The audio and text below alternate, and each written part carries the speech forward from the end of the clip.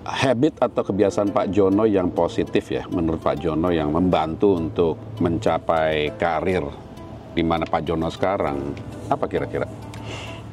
We have to be curious, we have to learn. Dan selama karya saya banyak perubahan dari mulai tidak ada internet, jadi we have to be curious. Untuk ke depan kita harus tahu bahwa selain credit risk yang menjadi utama selama ini, ada risiko yang technology risk. Itu makin penting. Cyber risk. Sistem bagaimana kita menggunakan teknologi, generative AI, yang sekarang udah mulai dipakai untuk banyak hal. Ada pesan nggak buat viewer Pak Jono untuk mereka yang mungkin saya pengen berkarir di luar negeri? Ada pesan nggak? Apa tipsnya? Cari peluang untuk kerja di luar. Kalau misalnya kerja dalam multinational adalah put your hand up. Karena don't ask, don't get a chance to get. Oke. Kalau nggak minta, orang nggak tahu kalau kita mau ya. Betul. Ya.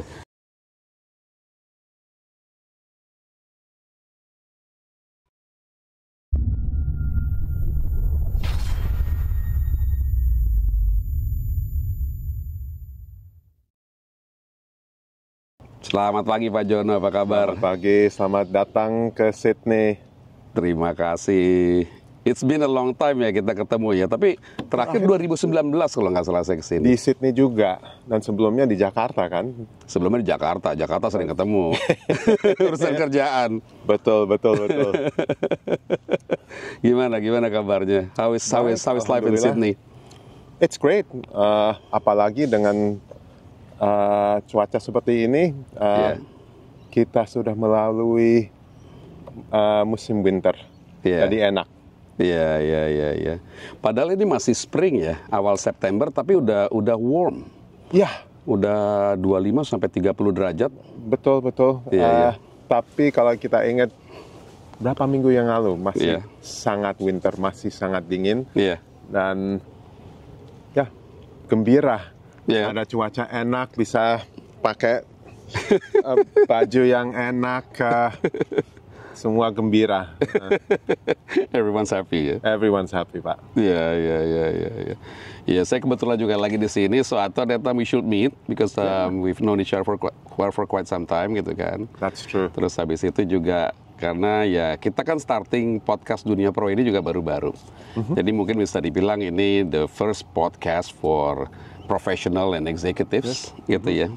Karena professional sama executives itu biasanya jarang tampil kan Pak gitu. Tapi I think professional and executives itu have some things to say, especially when it comes to career, when it comes to business gitu kan.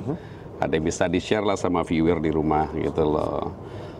Termasuk ya mereka ya, regardless umur ya Pak. Jadi dari anak-anak muda yang mungkin masih cari kerjaan, atau mungkin mereka yang mid career, atau mungkin mereka yang sudah senior level career gitu kan, atau mungkin mereka yang mungkin pengen punya pengalaman kerja di luar negeri kayak Pak Jono gitu kan. Nah Pak Jono juga udah muter-muter banyak juga nih. Betul. Seperti TKI ya Pak. Ini TKI gitu ya. Iya TKI eksekutif. Iya. Professional TKI. Iya. Jadi untuk saya summarize saja, viewer di rumah, Pak Jono ini brings with him lebih dari 30 tahun ya Pak pengalaman ya? Ya kurang lebih 30 tahun. Dan 30 tahun itu cuma di 2 company. Jadi satu itu perusahaan komputer dari Amerika, global multinational, terus 3 company. Satu lagi Global Bank ya Pak Global Bank. Ya. Yang Pak Jono spend waktu tuh cukup lama di Global Bank ini. Ya betul. Dan pernah kerja di Singapura, Hong Kong, Korea ya Pak kalau nggak salah Korea. Ya.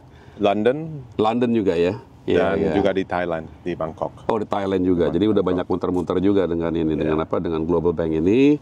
Terus yang terakhir ini dengan the biggest Australian bank ya Pak. The biggest Australian bank and one of the most valuable banks pada saat ini. Pada saat ini ya. Market capitalization Pak. Right, okay. Berapa market cap-nya sekarang Pak? Waduh, Hah? saya tahu In billions of dollars lah ya. price Iya. di $143 pada closing kemarin. Saya rasa market cap-nya di berapa ratus miliar dolar lah ya. US dollar. US dollar ya. Ya. $140 share price. Ya. Dan kalau kita lihat sebelum dari pertengahan 2018 Iya. di harga 70-an dolar. Jadi naiknya cukup besar untuk Commonwealth Bank. Ya. Iya. Kalau di Australian Stock Exchange itu banyak investor asing juga masuk ke sini, Betul. Pak. Yeah. Tapi kalau kita lihat untuk yang top tier company di Australia banyak juga didukung oleh dana pensiun Australia, karena sektor dana pensiun di Australia cukup besar. Iya. Dan dana kelolaan juga besar sekali ya. Ya, betul. Iya. Betul. Termasuk BPJS-nya Australia kali ya. Betul. Iya. Betul. Apa sih namanya? Medicare gitu ya, Pak ya. Seperti itu ya. Bukan, lebih ke superannuation. Superannuation. Iya. Oke. Pak Jono bisa cerita sedikit sekarang di tempat yang sekarang itu posisinya sebagai apa dan mengerjakan apa sekarang? Saya belakangan ini lebih ke risk management. Jadi di waktu saya di Standard Chartered Bank juga, saya selama 10 tahun terakhir fokus ke risk management, karena saya melihat pada intinya untuk perbankan apa yang kuncinya adalah risk management. Intermediasi dari dana adalah penerimaan dari deposito dari nasabah, individu dan koperasi untuk meminjamkan ke individu atau koperasi untuk kegiatan real, komersial. Jadi kuncinya adalah credit risk management. Tapi belakangan ini juga membesar ini risk management ke operational risk yang makin penting, dan juga compliance, karena kebijakan dari pengawas dan peraturan di sektor keuangan makin ketat sejak global financial crisis di 2008-2009. Ya, jadi yang lebih ke enterprise risk jadi sekarang. Saya lebih ke fokus tetap ke credit risk. Sekarang di retail risk, saya pegang kebijakan intern untuk ke semua kredit untuk retail, untuk Commonwealth Bank dan anak perusahaannya. Jadi ada empat merek brands yang mewakili Commonwealth Bank di sini. Right, oke. Membawahi berapa orang, Pak Jono? Sekitar 37 anak buah. Oke. 37 itu berarti bukan cuman orang Australia ya, campur-campur ya berarti kalau begitu ya. Betul. Ya, termasuk foreign talents tapi yang udah punya working permit di Australia. Betul. Jadi kalau kita lihat Australia adalah negara dengan banyak imigran, dan itu sesuatu yang juga mendukung mendasar di ekonomi Australia, karena human resource adalah penting. Skill set yang punya pengalaman dari berapa negara itu penting. Diversity of opinion itu penting untuk cari yang optimal pada akhirnya. Jadi diversity itu penting karena membawa perspektif yang berbeda. Betul. Jadi pada saat dalam proses ideation gitu ya, sampai istilahnya product improvement gitu ya, atau business improvement, ide yang banyak itu bagus ya, memperkaya ya Pak untuk ini ya. Betul. Kalau saya lihat dalam perjalanan karir saya, saya banyak belajar dari penempatan di begitu banyak negara. Bukan saya yang paling pandai, tapi karena saya dapat pengalaman di dalam situasi yang beda dengan latar belakang saya bisa dapat perspektif yang berbeda untuk pemasukan. Right, okay, got it. Kalau reportingnya ke siapa, Pak? Dari segi posisi? Chief Risk Officer-nya untuk retail bank. Right. Barangkali boleh saya menjelaskan. Kalau kita lihat sektor perbankan di Indonesia, itu kredit yang diberikan lebih ke sektor komersial, jadi non-individu. Barangkali paling besar kalau di Indonesia, kalau lihat sektor perbankan, kebanyakan bank 20% ke individu. Kalau di Australia, sekitar 60-70% dari kredit yang diberikan adalah untuk individu, dan kebanyakan itu adalah untuk KPR. Right, okay. Jadi ini core marketnya ya, Pak? Core marketnya. Oke, got it. Nah, kalau 37 orang yang Pak Jono manage sekarang, itu fungsi apa aja di bawah itu, Pak? Kalau saya jelaskan, fungsinya dari risk management sekarang udah berubah. Dulu kan cuman the yes no people. Sekarang juga lebih terjun ke mendorong strategi untuk bisnisnya. Jadi dari 37 anak buah saya, ada beberapa yang bertanggung jawab khusus untuk kebijakan kredit, the minimum requirements untuk membangun portfolio kredit pinjaman yang sehat, termasuk what is the stress level that they can withstand. Tapi sebagian juga dari anak buah saya terjun dalam bagaimana kita akan memperbaiki prosesnya untuk nasabah. Contohnya, kalau kita lihat semua nasabah konsumer tidak sama, ada berapa kalangan. Jadi kebijakan bisa dibikin supaya tepat untuk segmen tersebut. Jadi juga termasuk dalam product development-nya untuk bisnisnya sendiri. Oke. Kalau bosnya Pak Jono, measure performance Pak Jono berdasarkan apa? Ada beberapa metrik, terutama itu yang biasa adalah performance dari kreditnya sendiri. Berapa kerugiannya dibanding capital yang diguna untuk kredit yang diberikan. Jadi seperti loss per capital deployed. Ada juga inisiatif yang dibantu untuk product development, untuk simplicity, supaya kita lihat bukan cuma satu metrik. Pada akhirnya bisnisnya tergantung pada suksesnya keseluruhannya. What's our contribution to that as well?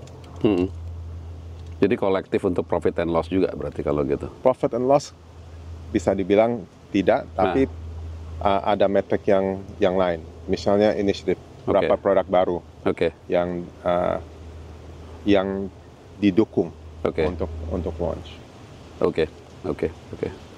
Pak Jono kan udah kerja di Indonesia sampai level Chief Risk Officer, di Hong Kong sama Taiwan juga level Chief Risk Officer, terus sekarang di Australia. Ada yang berbeda nggak sih di sini ilmu risk managementnya compared to the other countries? Bedanya begini, Saya dulu fokusnya pada koperasi, wholesale banking, investment banking. Sekarang di Australia karena pasarnya lebih besar di consumer, saya terjun ke consumer. Jadi never too old to learn. Dan baru mulai 5 tahun belakangan nih berarti kalau gitu ya. Betul. Iya. Mana yang lebih susah, Pak? Susahnya sama, Yeah. cuman beda aja. Yeah. Kalau kita lihat dari retail, it's like off the rack suit sama yang tailored suit. Tailored suit perlu waktu, bisa diteliti dengan baik. Iya. Kalau retail, volume, Iya. every little detail counts. Iya. Jadi produknya harus tepat Yeah. karena kalau sudah di launch, Iya. Nggak bisa ditarik lagi. nggak bisa ditarik lagi. Susah, lebih susah. Iya. Dampaknya ke terlalu banyak ke peserta dalam banknya. Iya. Dan kalau di retail mungkin lebih banyak data ya, Pak. Betul. Data analytics-nya jauh lebih banyak dibanding sama iya. corporate. Kalau corporate kan lebih kita lihat laporan keuangannya, pemiliknya siapa gitu. Betul, kan ya. betul. Kalau nggak bisa bespoke solution kalau di ini. Kalau di di retail ya. Iya. Ya, oke. Suka dukanya apa, Pak, kerja di Australia? Wah, itu pertanyaan yang susah karena banyak sukanya. Banyak sukanya. Kalau saya lihat work-life balance-nya bagus dibanding pengalaman saya di Asia, terutama di Hong Kong, di Korea, di mana kehidupan adalah kerja. Di sini balance-nya sukanya jam sekian, udah. Kalau misalnya harus kerja sedikit setelah makan malam, it's okay. The work gets done, tapi ada balance-nya. Dukanya barangkali nggak sedynamic di Asia karena you're always on the go di Asia. Oke. Ya. Oke. Di sini lebih santai, Pak. Lebih santai. Iya, lebih on time kali ya kerja juga ya. Lebih on time, ada disiplinnya untuk on time. Iya. Saya baru baca waktu di Jakarta kemarin minggu lalu di media bahwa ada undang-undang yang melarang untuk menghubungi karyawan di atas jam 7 malam. Betul. Itu sesuatu yang bisa dianggap aneh kalau misalnya kita dari Asia di mana nggak ada batasan sama sekali. Nggak ada batasan, iya. Memang. Tapi pada akhirnya, kalau saya lihat di lingkungan profesi saya, yang paling penting adalah you get the work done. Kalau misalnya dihubungi oleh atasan atau koleganya, pada akhirnya kita mikir we have to get the job done. Jadi saya rasa untuk sektor perbankan tidak begitu banyak dampaknya. Right, oke. Pak Jono kan udah berkarir selama 30 tahun nih, gitu loh. Waduh, saya merasa sudah agak tua ya. Sama kok Pak, saya juga 30 tahun juga. I just realize gitu loh kemarin, saya udah 30 tahun juga ngerjain ini gitu loh. Makanya sekarang ganti jadi podcaster, tambah bidang, diversifikasi. Jadi, betul. New technology, adaptasi ke teknologi baru ya. Iya. Kalau ya mungkin kalau sukses ya pasti banyak lah gitu loh. Tapi how do you recuperate ya, atau mungkin istilahnya membangkitkan diri lagi gitu loh, semangat lagi gitu kalau pada saat kan ada momen di bawah, ada momen di atas gitu loh. Itu gimana caranya Pak Jono untuk ini? Kalau saya lihat selama karir saya, pada akhirnya you have to enjoy the job. Harus ada interest, tugasnya kita harus menarik. Kalau tidak menarik, nggak ada passionnya untuk jalanin tugas kami. Jadi walaupun di satu saat bisa down karena tidak menghasilkan apa yang kita harapkan, pada akhirnya kita tetap harus percaya pada tugas, misi kami. Dan kalau saya lihat di sektor perbankan, pada akhirnya fungsi perbankan adalah untuk mengintermediasi dana untuk kebaikan ekonomi dan untuk kebaikan konsumen. Jadi kita selalu harus lihat bagaimana kita bisa memperbaiki prosesnya, bagaimana kita bisa mengeluarkan suatu produk atau memanage risikonya untuk produk kredit terutama, sehingga itu optimal.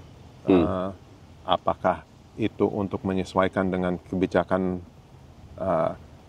pemerintah atau pengawas yang baru, atau ada inovasi dengan teknologi, misalnya generative AI. Kalau kita lihat Basel 2, 3 untuk memanage modal dari sektor perbankan. Itu kan semua inovasi yang menarik untuk memperkuat sektor perbankan dan juga kesempatan untuk mengeluarkan suatu produk inovasi yang baru yang menghasilkan sesuatu yang positif. Got it. Okay. Kalau bicara mengenai kepemimpinan, ada bedanya nggak Pak? Memanage misalnya di Hong Kong gitu ya, yang Chinese centric gitu ya, atau di Indonesia gitu ya, atau di Australia yang mungkin you have to manage orang lokal yang mungkin ya beragam lah backgroundnya, termasuk juga orang Australia, apa ya bisa dibilang ya, mungkin white Australians ya kali bisa dibilang gitu ya. Berbeda pendekatan kepemimpinannya? Kalau saya lihat pada akhirnya professionals are professionals. Tapi tentu kalau saya lihat dari pengalaman kerja di beberapa negara, ada karakteristik yang berbeda. Contohnya, waktu saya di Korea, saya masih lebih muda dari sekarang, dan dianggap untuk Korea masih sangat muda untuk posisinya. Umur berapa waktu itu Pak? Saya pas umur 40 pada saat itu. Dan masih dianggap muda? Dianggap muda karena strukturnya, hierarkinya di Korea adalah yang tua yang selalu harus lebih senior. Jadi anak buah saya semuanya kecuali satu yang menurut saya sangat pandai, lebih dari 10 tahun di atas saya. Salah satunya pada satu malam, jam 11 malam, pada saat kita harus mempersiapkan satu proposal untuk pengawas di Korea, saya lihat, wah, anak buahnya semua kelihatan capek. Jam 11 malam masih di kantor. Untuk 1 bulan, setiap hari, 7 hari, setiap minggu, masuk kerja sampai malam. Pimpinan dari bagian itu, dari anak buah saya, bilang, oh, we're just working on this. Saya bilang, Mr. Joe, I think you should go home. So, don't worry, we have lots of work to do. Pada saat itu dia sakit, jadi pakai masker, ada obat di mejanya. Dia bilang begini, don't worry about me, I'm strong. Jadi itu sesuatu yang saya belum pernah ngalami apakah di Hong Kong, apakah di Thailand, Indonesia, dan di sini. Jadi balance-nya lebih ada kalau di Korea memang tugas utamanya ya kita juga harus menyesuaikan. Kita harus tahu batasnya di mana, di mana kita memerintahkan supaya dinamikanya sehat. Oke. Ya. Sangat maskulin ya itu ya, environment di sana, culture-nya sangat maskulin ya kalau di Korea gitu ya. Kalau di cerita pali-pali, semua harus cepat. Jadi cepatnya juga artinya nggak peduli apakah harus kerja setiap hari, dari pagi sampai malam, nggak ketemu sama keluarga, it doesn't matter. Pokoknya we have to get it done. Tapi artinya juga, karena capek, barangkali kerjaannya juga nggak optimal. Jadi, not 100% efficient. Oke. Kalau di sini, kalau saya lihat, Australia juga sudah campur. Bukan cuma orang putih, itu semua campur. Mau dari latar belakangnya India, dari Asia, dan saya juga punya anak buah yang asalnya heritage Indonesian. Oke. Banyak Pak orang Indonesia di sini. Lumayan. Darah Indonesia ya, mungkin kebangsaannya mungkin bukan Indonesia lagi, tapi yang berdarah Indonesia banyak di sini. Lumayan. Oke. Di perbankan juga banyak. Atau di sektor keuangan? Di sektor keuangan lumayan. Nggak terlalu banyak. Bukan kalau kita lihat diaspora Indonesia di Sydney, barangkali cuma bagian kecil, tapi ada juga. Oke. Habit atau kebiasaan Pak Jono yang positif ya, menurut Pak Jono yang membantu untuk mencapai karir di mana Pak Jono sekarang, apa kira-kira? Barangkali ada beberapa hal.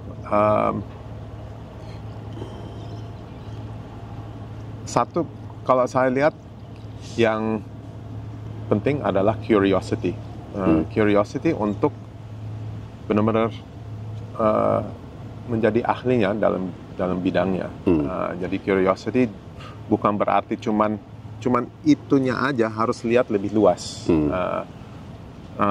Misalnya kalau kita jadi banker, artinya banker itu apa ya? Begitu banyak keahliannya, tapi kita harus punya pengetahuan untuk keseluruhannya. Tadi saya ngomong soal pemodalan. Pada akhirnya perbankan jalan, jadi fokus dari hasil keuangan adalah how do we deploy our capital most effectively. Artinya, what's the product with the greatest return on capital? Bagaimana kita bisa bikin produknya lebih efektif.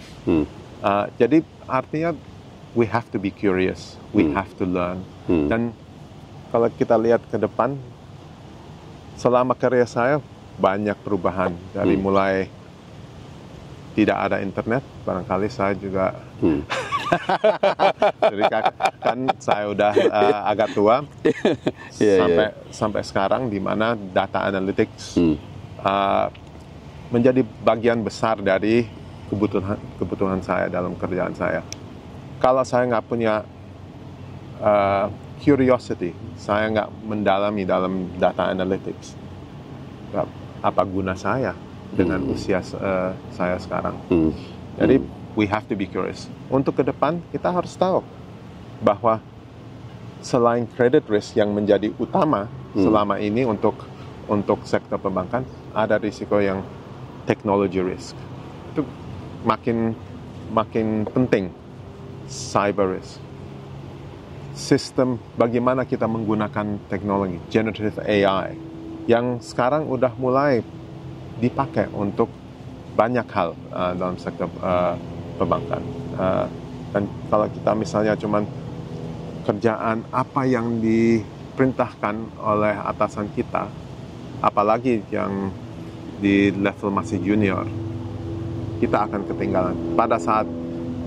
Pada satu saat kalau kita nggak mengikuti, ya, apa gunanya? Your job is taken over. Your contribution is not as required. Oke. Got it. Oke. Saya mau tarik sedikit ke masa kecil Pak Jono. Mungkin bisa cerita sedikit nggak Pak? Masa kecil sama masa remaja gimana? Saya orang Indonesia, orang tua saya dari Jawa Timur, ayah saya dari Jawa Timur, ibu saya dari Jawa Tengah. Tapi saya lahir di Jerman. Itu ayah saya kuliah di Jerman karena gratis pada saat itu di Jerman. Dan ibu saya juga pada saat itu di Jerman. Jadi menikah di Jerman. Hasilnya ada 2 anak yang buatan Jerman. Iya. Dengan bahan bakunya Indonesia. Jadi untuk sampai kelas 4 SD saya di Jerman. Jadi kalau pemirsa memperhatikan logat saya Indonesia seperti orang asing, tapi kalau dalam bahasa Jerman itu pure. Ya. Gitu ya. Ya. Oke. Karena ayah saya lulusan dokter dan juga mewakili satu bagian di rumah sakit di Jerman. Pada saat mau pulang ke Indonesia, ijazahnya nggak diakui, jadi harus ada penyesuaian. Itu menjadi suatu yang susah untuk ayah saya sebagai spesialis di negara. Spesialis apa kalau boleh tahu, Pak? Ginekolog. Oke. Nggak bisa praktek di Indonesia. Harus ada penyesuaian. Dan kita harus ingat itu pada akhir tahun 70-an, di mana saya merasa ya barangkali ada kebutuhan dapat undangan dari Australia untuk pindah ke Australia karena ada kekurangan dari keahliannya bapak saya. Oke. Jadi ini Sydney jadi salah satu kampung saya. Selain Indonesia, Jakarta dan Leverkusen di Jerman. Oke. Terus setelah itu kan kuliah di Sydney juga, di Macquarie ya, S1 sama S2 di Macquarie. Betul. Jadi SD sampai dengan kuliah di Australia. Nah terus sampai ke Indonesia gimana ceritanya? Bisa dibilang curiosity lagi. Saya anak dari 2 orang Indonesia, ayah ibu orang Indonesia. Tapi belum pernah mengalami kehidupan Indonesia. What it means to be an Indonesian. I see. Dan saya berkeputusan setelah saya backpacking selama setahun. Yeah. Wah, kenapa enggak? Saya masih muda, pindah ke Indonesia. Saya daftar untuk kerja dan keterima. Di Standard Chartered? Betul. Dari management trainee? Bukan management trainee, tapi ada beberapa ya. Jadi ada iklan di Australia untuk lulusan dari Australia untuk gabung dengan Standard Chartered. Saya daftar. Oke. Tahun berapa itu, Pak? Tahun akhir 92. Oke. Tapi sebelumnya di IBM ya, di Sydney kerja ya? Oke. Got it. Okay. Management trainee di IBM, ya. Terus kata orang bilang the rest is history lah ya, setelah itu ya. Iya, oke. Nah waktu pertama pulang ke Indonesia ada ini nggak? Ada masalah nggak dengan penyesuaian? Tentu, dan atasan saya orang Inggris melihat, waduh, dia kelakuannya agak ke barat-baratan. Dan atasan saya pada saat itu, Pak John, mikir nggak mungkin dia bakal pulang, tapi nggak mungkin bakal pulang ke Indonesia maksudnya? Bakal pulang ke Australia maksudnya. Gitu. Tapi setelah setahun disampaikan, congratulations, you've adapted. Gitu. Pada awalnya memang susah. Susahnya penyesuaian cara berpikir, relasi dengan kolega, dan banyak yang juga memperhatikan. Wah, namanya Mulyono tapi bahasa Indonesia kok aksennya begitu. Keju gitu ya. Kelakuannya begitu. Jadi ya memang. Dan pelajaran itu adalah untuk setiap negara yang saya pindah, itu kita harus menyesuaikan, kita harus membaca situasinya juga. Adaptasi itu juga sesuatu yang penting. Ini untuk viewer di rumah gitu ya, atau pemirsa di rumah gitu ya, apa sih tipsnya maksudnya untuk bisa berkarir sekian lama ya, sampai dengan mencapai posisi senior ya, apa sih maksudnya gitu loh? Kan nggak semua orang juga bisa naik ke atas ya gitu loh. Apa maksudnya? Ada spesifik nggak ini tips? Saya balik lagi ke curiosity, barangkali relationship juga, dalam arti kalau kita sebagai orang Asia kan kita nggak banyak ngomong, kita observasi, kita harus berani ngomong, dan kita juga harus menyesuaikan dengan terhadap audiens kita yang dari beberapa macam negara juga. Misalnya kalau dibilang orang Barat lebih gampang untuk ngomong, untuk bicara, untuk komunikasi point of view-nya. Kita juga harus percaya diri pada view kita, dan kalau misalnya kita salah, kita belajar apa yang saya lakukan yang tidak tepat, atau kenapa point of view saya tidak hit the mark. Nah, selalu harus eksperimentasi,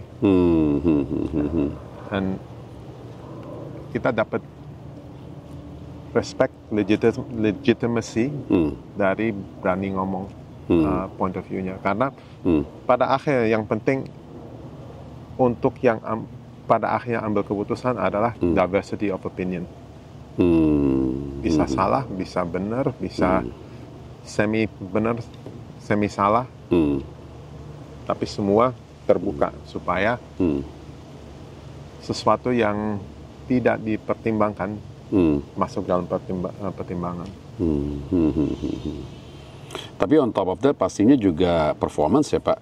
Itu udah pasti ya. Performance sudah pasti ya. Gitu ya. Given ya. Ya. Jadi you may have opinion, tapi if you don't have the track record, maksudnya rekam jejaknya nggak baik juga ya sulit juga untuk bisa bisa diterima. Seperti itu kurang lebih gitu kan. Tapi untuk menghasilkan sesuatu yang benar-benar hasil kerja kita, kita juga harus bisa mengkomunikasikan apa yang kita inginkan supaya memang bisa dilakukan. Kalau cuma diam-diam terima perintah, Oke. Dan itu kadang-kadang it's a trap. Oh ya, I do everything the boss says. Tapi tidak membantu bosnya. Hey, I think there's a problem with this approach. Shall we try this? What do you think about this? Why I think this? Itu butuh courage juga kan untuk melakukan itu, Pak? Ya, apalagi kalau misalnya yang kita hadapi bukan tipe yang terbuka. Jadi gimana caranya kita tembus dengan jalan pikiran kita supaya diterima oleh mereka. Oke. Zaman sekarang kan banyak orang bicara mengenai passion. Menurut Pak Jono, kerja dulu apa passion dulu? Saya rasa passion terhadap garis besarnya, bukan tugasnya sehari-hari. Jadi hard work supaya belajar untuk bisa mendukung passionnya. Oke. You have to put in the hard yards. Okay. Kalau saya ingat dalam management program yang kita mulai di Indonesia, saya sampaikan ke management trainee-nya. You will do boring things, you will do more routine things, tapi kalian akan belajar dari itu. Itu akan mendukung pengertian kalian kenapa itu sesuatu yang penting. So, Jangan anggap itu, wah saya lulusan dari ini, dalam 1 tahun saya harus dalam posisi ini. No, you learn dulu. Apalagi yang baru lulus kuliah. Oke, got it. Intinya kalau saya bisa summarize correctly ya, passion itu bukan hanya ke satu fungsi, tapi passion bagaimana kita membuat pekerjaan itu menjadi sesuatu yang menarik buat kita gitu. Jadi kita bergairah gitu loh untuk mengerjakannya gitu. Jadi nggak ada yang di fit ya passionnya Pak. Ya, pada akhirnya kita harus tahu tujuan akhir kita di mana atau dalam 5 tahun seperti apa. Belum berarti kita passionate about untuk kerjaan kita sekarang, tapi itu semua ada stepping stone untuk batu loncat untuk passion intinya kita. Kalau misalnya kita mau jadi banker yang baik, itu passion kita, ya belajar, termasuk kerjaan yang nggak begitu glamorous. Nggak begitu glamorous. Ya kuncinya itu, apapun pekerjaannya, lakukan dengan biarpun optimal. tidak glamorous tapi lakukan dengan optimal. Iya, oke. Sama tadi ya continuous learning juga ya. Continuous learning. Iya. Ada pesan nggak buat viewer Pak Jono untuk mereka yang mungkin saya pengen berkarir di luar negeri? Ada pesan nggak? Apa tipsnya?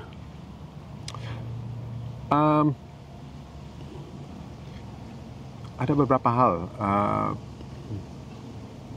Harus siap untuk susah. Sering sekali saya melihat apakah anak buah saya, kolega saya yang tadinya mikir, wah enak ya, misalnya kerja di New York atau di Hong Kong atau di London, tapi mentalnya nggak siap untuk beberapa hal. Siapnya dalam arti tidak ada pembantu. Wah, semua support network saya semua di Indonesia. Jadi kita juga harus siap mental untuk kerjain semua sendiri, dan apalagi kalau punya keluarga yang masih dengan anak kecil, itu bukan sesuatu yang gampang. Betul, sepakat saya. Tapi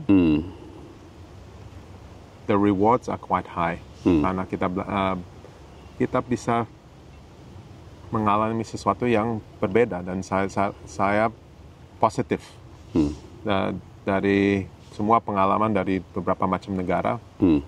Saya bisa bilang ada plus minusnya, tapi netnya adalah positif. Kedua adalah bagaimana kita juga cari peluang untuk kerja di luar. Kalau misalnya kerja dalam multinational adalah put your hand up, karena don't ask, don't get a chance to get. Oke. Kalau nggak minta, orang nggak tahu kalau kita mau ya. Betul. Ya. Jangan malu-malu. Raise your hand. Yeah. I want this. I want this. Ya. Bukan dalam seperti anak manja, tapi hey, I think it would be good for me to experience this. It's positive for the company in Indonesia. Dan yang kita lihat juga sekarang, banyak perusahaan Indonesia yang lebih internasional, jadi punya bisnis di luar. Itu sesuatu, saya anggap sesuatu yang sangat positif untuk negara yang diperkirakan pada tahun 2050 bisa ekonomi terbesar keempat di dunia. Kita perlu lebih banyak orang Indonesia yang punya international experience. Setuju. Oke. Wah, seru sekali nih Pak, ngobrol-ngobrol sama Pak Jono nih. Iya, senang sekali. Terima kasih. Iya, thank you banget kesempatan. waktunya. Dan sering-sering ke Sydney. Iya, mudah-mudahan. Ya. Ya senang sekali juga dipilih tempat ini dengan latar belakang CBD-nya Sydney ya. CBD-nya Sydney. Sama a bit of Harbour Bridge juga. Sedikit dari Harbour Bridge. Iya. Namanya Greenwich ya Pak daerahnya Pak ya? Greenwich. Oke. Ini Greenwich Point. Oke. Dan untung kita dapat cuaca yang enak hari ini. Iya. Terus dapat park bench-nya kosong lagi. Bisa sambil ngopi. Itu udah dipesan untuk Pak Henrico untuk datang ke Sydney khusus. Ada tanda di belakang kita. Udah di reserve ya. Yes. Oke, thank you ya Pak. Oke, thank nice you. meeting you. Mudah-mudahan kita bisa ketemu lagi. Ya, oke. Thank you. Thank you Pak. Oke. Okay. Cut.